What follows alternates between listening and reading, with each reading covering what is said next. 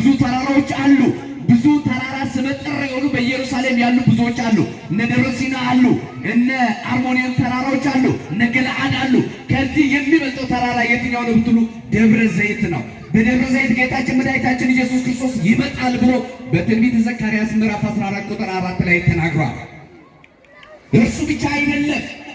ታላቁ ሐዋርያ ቅዱስ ማርቆስ በምዕራፍ 13 ቁጥር 3 ላይ ስለ ደብረ ዘይት ስለ መምጣቱ ጌታችን መድኃኒታችን ኢየሱስ ክርስቶስ በግልጥም ይመጣል፣ በእውነት ይመጣል። መልካም ለሰሩት፣ በስሙ ለታገሱት፣ ለጾሙት፣ ለጸለዩት፣ በስሙ ለሚማጸኑት ሁሉ እርሱን እያሰቡ በቤተ ክርስቲያን ለሚመላለሱት ዘወትር ከዚህ ስፍራ ላልጠፉት ዋጋቸውን ሊሰጣቸው ይመጣል። ኖ እናንተ የአባቴ ብሩካን ዓለም ሳይፈጠር የተዘጋጀ ለእናንተ ልዩ ቦታ አለና ወደዛች ቦታ ግቡ ሊለን ይመጣል ክርስቶስ። በእውነትም ይምጣ ክርስቶስ። ዋጋችንን ይስጠን ክርስቶስ። ኃጢአተኞች ላይ ሊፈርድ ይምጣ ክርስቶስ። እኔና እናንተ ቃሉን ሰምተን በቤቱ ጸንተናል፣ በቤቱ ኖረናልና ክርስቶስ ይምጣ። ከመምጣቱ በፊት ግን እንዲህ ብሎ ሐዋርያትን ሲያስተምራቸው ቆየ። ሐዋርያት ዘሩባቤል ያሰራውን ሕንፃ ሲያሳዩ ሲያስጎበኙት ይሄ ነገር ሊገርማቸው አይገባም። ከዘሩባቤል ሕንፃ የሚበልጠውን ሕንፃ ስሙ። ክርስቶስ የሚደነቀውን እግዚአብሔርን ስሙ። የእግዚአብሔርን ቃል ስሙ። በቃሉ ኑሩ። ቃሉን ሰምታችሁ ኑሩ። የመጀመሪያው ቃሉ እንዲህ አለ፣ ማንም እንዳያስታችሁ ተጠንቀቁ አለ። ጌታ አባታችን መድኃኒታችን ኢየሱስ ክርስቶስ ይወደናል። ለልጆቹ ሲነግራቸው ልጆቹ ሲያጠነቀቃቸው እንዳይጠፉበት ፈልጎ ወዶን አፍቅሮን ያ የወረረው ያ የተወለደው ክርስቶስ ዓለም ያልተቀበለችውን ክርስቶስ ዓለም የሰቀለችው ዓለም ያሳደደችው ዓለም የገደለችው ዓለም የቀበረችው ክርስቶስ ዳግመኛ ይመጣል። ስመጣ ግን አላቸው ሐዋርያትን ማንም እንዳያስታችሁ ተጠንቀቁ አለ።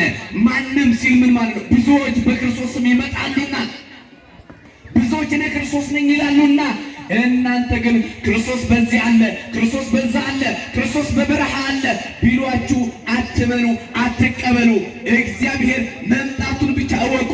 ይልቁንስ የእግዚአብሔር መምጣት የኔም መምጣት ምልክትን እሰጣችኋለሁ እያለ ሐዋርያትን ሲያስተምር ቆይቷል። ዛሬም ልጆቹን ዛሬም እኔና እናንተን ዛሬም በሐዋርያት ላይ አድሮ አባቶቻችን በቤተ ክርስቲያን ውስጥ ሆነው እኔና እናንተን እንደ ሐዋርያት እየነገሩን ነው። ተጠንቀቁ እያሉ ነው።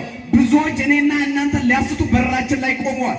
ብዙዎች ክርስቶስ እዚህ አለ እያሉ እኔ እናንተን እየተጣሩ ይገኛሉ። ብዙዎች ሐሰተኛ ነቢያት ይነሳሉ ብሏል። ያ የተናገረው ቃል ዛሬ በሕይወታችን እያየን ነው። ብዙዎች በዓለም ላይ ሰላም የለም፣ ጦርነት ይነሳል፣ ህዝብ በህዝብ ላይ፣ መንግስት በመንግስት ላይ ይነሳል። በዓይናችሁ እያያችሁ ነው። ሁሉ ነገር እየተፈጸመ ነው። ታዲያ እግዚአብሔር ቤተሰቦች፣ እግዚአብሔርን የምትወዱ ክርስቶስን የመረጣችሁ ክርስቶስን ያከበራችሁ በቃሉ ለመኖር የተሰየማችሁ ስመ እግዚአብሔር ያለባችሁ ሁላችሁ እግዚአብሔር ቤተሰቦች፣ የተዋሕዶ ልጆች በአንድነት ዛሬ በዚች ስፍራ እንደተሰበሰብን ሁሉ በዛችኛዋ ኢየሩሳሌም እንድንሰበሰብ ቃሉ ልብ ብላችሁ ስሙ። ማንም እንዳያስታችሁ። ማንም ተነስቶ እኔ ክርስቶስ ነኝ ቢላችሁ አትቀበሉ። ክርስቶስ እንደዚህ አይደለም የሚመጣው።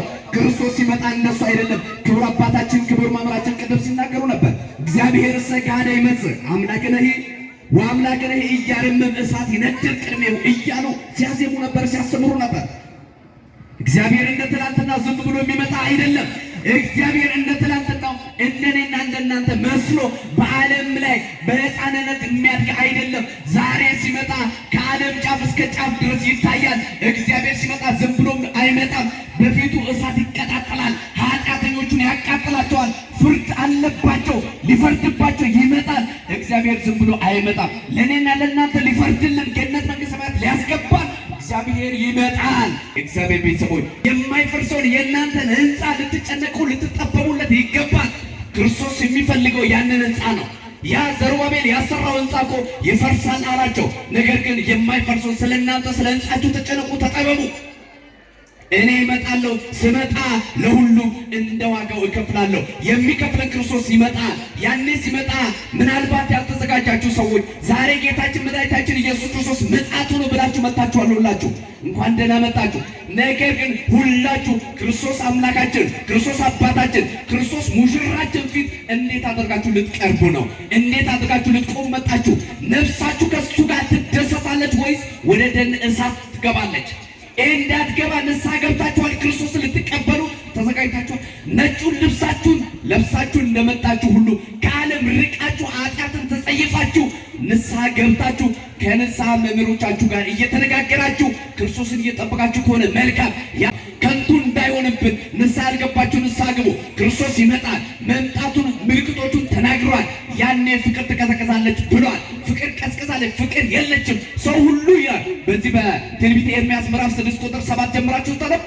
ሰው ሁሉ የውሸት የአፍ ብቻ ሰላም ሰላም ይባባላል። ሰላም የለም። ፍቅር ቀዝቅዛለች፣ ፍቅር ጠፍታለች። ከምድር ላይ ፍቅር ጠፍታለች። ያቺ ፍቅር በቤተክርስቲያን ብቻ ነው ያለችው።